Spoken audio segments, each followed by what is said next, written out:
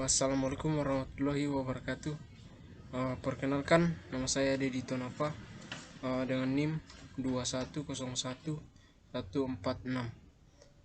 Prodi Teknik Perminyakan kelas D 2021.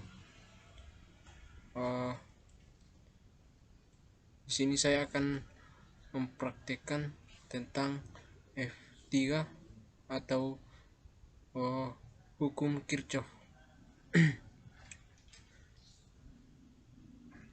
Sebelum kita masuk ke pembahasan, kita masuk ke dalam tujuan praktikum. Tujuan dari praktikum F3 yang pertama yaitu memahami sifat rangkaian seri dan paralel dengan sumber arus searah. Yang kedua yaitu memahami hubungan antara beda potensial dengan arus pada rangkaian seri dan paralel. Kemudian yang ketiga yaitu memahami hubungan antara tingkat nyala lampu dengan penempatannya dalam rangkaian seri dan paralel. Kemudian kita masuk ke dasar teorinya. Hukum Kirchhoff terdiri dari dua persamaan yang membahas tentang kekekalan muatan dan energi.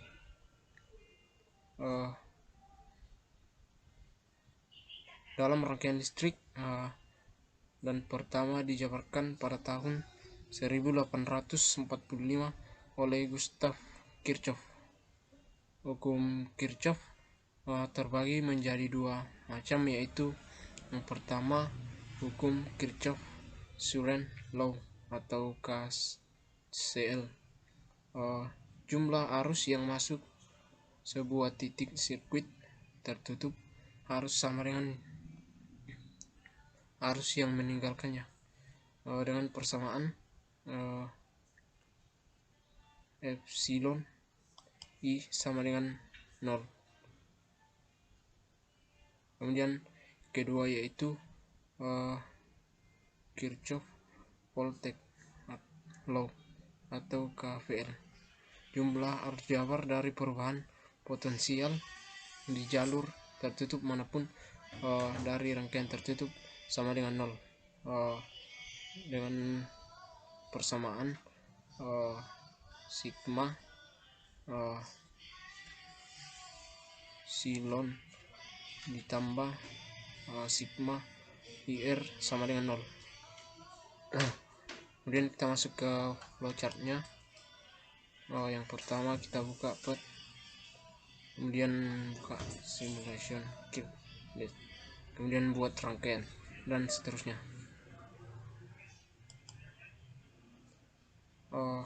Sebelum prosedur kerja yang pertama itu kita buka simulasi pet. Kemudian selanjutnya kita buat rangkaian seperti pada gambar. Kemudian kita mengatur nilai R1, R2 dan R3 nya. Yang pertama itu kita mengatur nilai R1 nya. Diketahui nilai R1 nya yaitu 900 ohm. Kemudian kita mengatur nilai R2 nya yaitu 400 ohm, dan nilai R3 nya yaitu 50 ohm. Selanjutnya kita akan mengukur nilai R1, R2 dan R3 nya menggunakan ampere meter.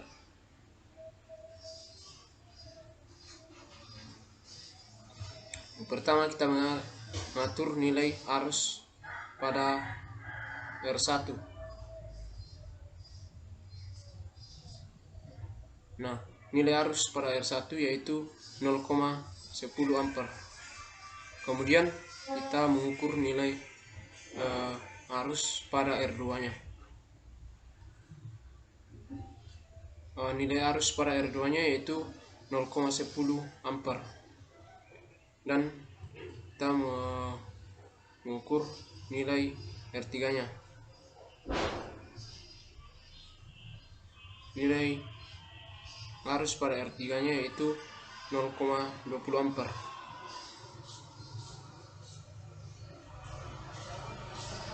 Selanjutnya kita akan mengukur nilai R1, R2, dan R3 menggunakan voltmeter. Yang pertama kita mengukur nilai tegangan pada R1.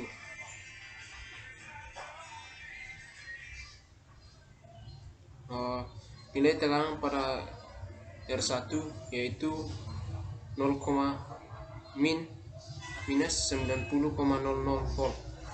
Kemudian kita mengukur nilai tegangan pada R2 nya. Nilai tegangan pada R2 nya yaitu 40,00 volt, dan kita mengukur nilai R3 nya.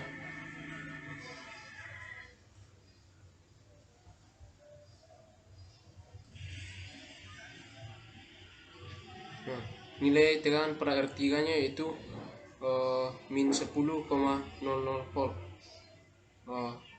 Mungkin seperti itu pengambilan datanya. Kemudian kita masuk ke tabel hasil pengukuran dan perhitungan. Dari hasil pengukuran dengan nilai R1 sama dengan 900 ohm, dan nilai R2 400 ohm, dan nilai R3 nya 550 ohms. Nilai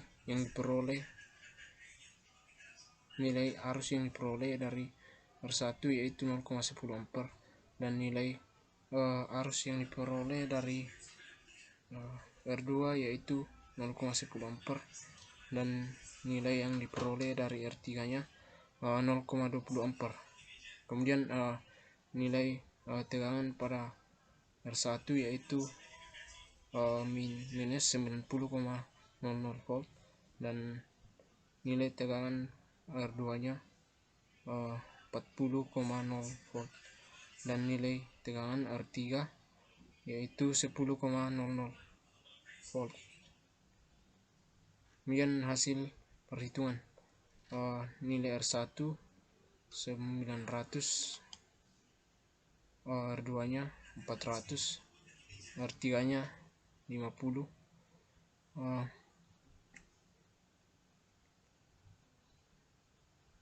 Nilai arus pada R1 yaitu 0,1 ampere, dan nilai arus pada R2 sama dengan 0,1 ampere, dan nilai arus pada R3 nya 0,2 ampere, dan nilai tegangan pada R1 yaitu 9 volt, dan nilai tegangan pada R2 nya 40 volt. Nilai tegangan pada R3 sama dengan 10 volt. Oke, selanjutnya kita masuk ke dalam perhitungan. Seperti yang kita lihat pada gambar, terdiri dari dua tegangan. Yang di sebelah kiri nilainya itu 100 volt. Kemudian nilai tegangan yang di sebelah kanan itu 50 volt. Nah, di sini terdapat dua rangkaian loop, yaitu loop 1 dan loop 2. Kita perhatikan loop 1 itu arahnya searah dengan arah jarum jam.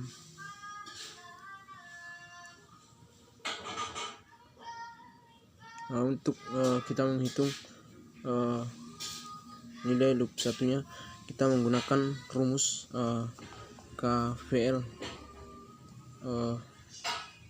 Rumusnya itu minus epsilon 1 ditambah R1 ditambah I3 ditambah R3. Kemudian kita masukkan nilai tegangan pada volt loop satunya itu min 100. Kenapa min? karena yang kita temui yaitu min. Kita masukkan nilai I1 nya 900, kemudian kita tambah nilai I3 nya 50 sama dengan 0. Kemudian nilai I1 900 kita tambah dengan nilai I3 50, hasilnya itu 100.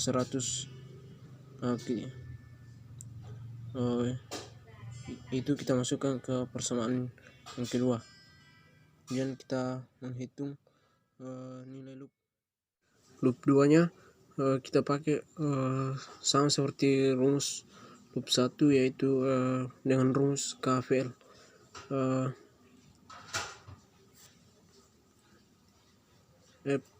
Epsilon 1 dikurang I3 dikali R3 dikurang I2 dikali R2. Kemudian epsilon 2 dikurang I3 dikali R3 dikurang dalam kurung I3 dikurang I1 R2. Kemudian kita masukkan nilai epsilon 2 nya, yaitu 50. Kemudian nilai I3 nya 50 juga 50. Kita kurang 50 dikali I3 dikurang kita masukkan nilai I2 nya yaitu 400 dalam kurung I3 kurang I1 sama dengan 0. Kemudian nilai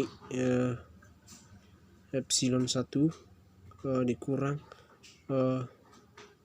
nilai dari I3 50 dikurang 400 I3 ditambah 400 I1 sama dengan 0. Kita masukkan nilainya yaitu minus 450 I3 ditambah 400 I1, hasilnya itu minus 50.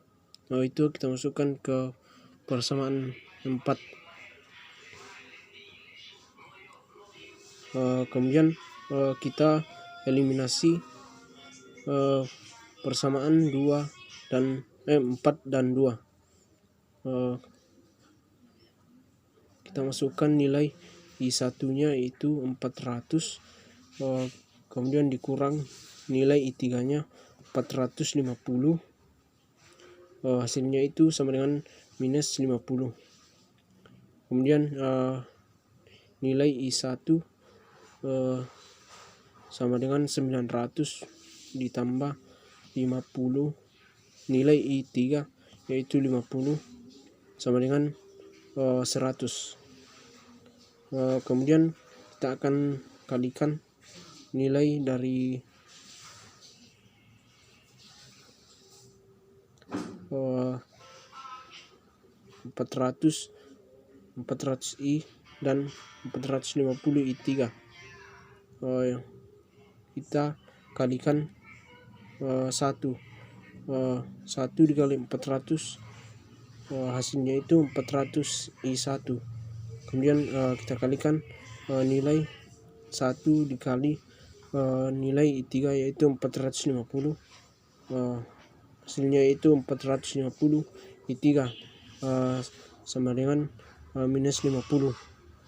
Kemudian kita kali yang di bawahnya dengan nilai 9. Kita kalikan yang pertama nilai I1 nya 900, 9 dikali 900, hasilnya itu 8,100 I1.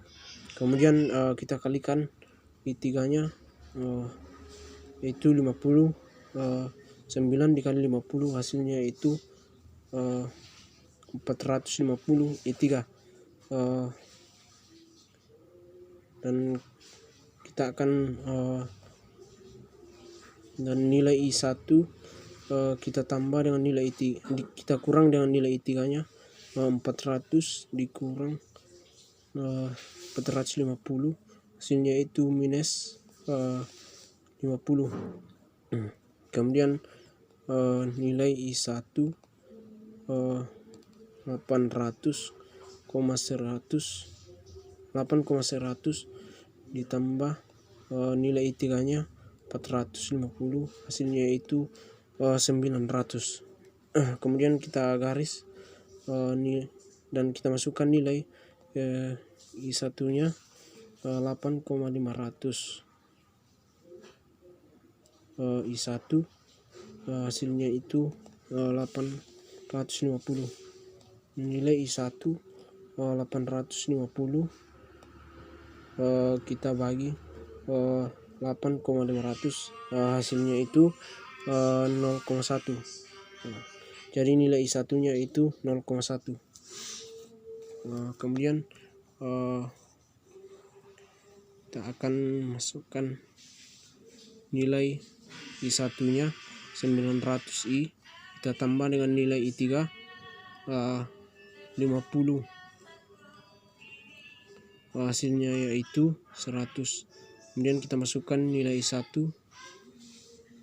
kita masukkan 900 dan kita masukkan nilai yang kita dapat dari I1 yaitu 0,1. Kemudian kita tambah dengan nilai I3 50, hasilnya itu 100. Kemudian kita kalikan nilai R1 nya dengan nilai I1, kita kalikan 9 dikali 0,1, hasilnya itu 90. Kemudian kita tambah nilai I3 nilai I3 nya 50, hasilnya itu 100. Kemudian nilai 50 I3 sama dengan 100, kita masukkan nilai itu 100, kita kurang 90, 50 I3 sama dengan 10, I3 nya 10, kita bagi nilai I3 50, hasilnya I3 sama dengan 0,2. Kemudian kita masuk ke pembahasan. Yang pertama, hasil pengukuran pada PET sama dengan hasil perhitungan pada loopsnya. Kemudian kedua, menghitung arus yang melewati loop dapat dilakukan dengan cara substitusi dan eliminasi. Kemudian yang ketiga, untuk mencari F dapat menggunakan persamaan F sama dengan I kali R. Kemudian kesimpulan dan saran. Yang pertama, sifat rangkaian seri dan paralel dengan sumber arus searah secara pengukuran belum terpenuhi, tetapi secara perhitungan sudah terpenuhi. Kemudian sarannya, sebelum melakukan praktikum yang diperhatikan terlebih dahulu yaitu alat apa saja yang akan digunakan. Dan demikian praktikum dari saya, kurang lebihnya mohon dimaafkan. Terima kasih.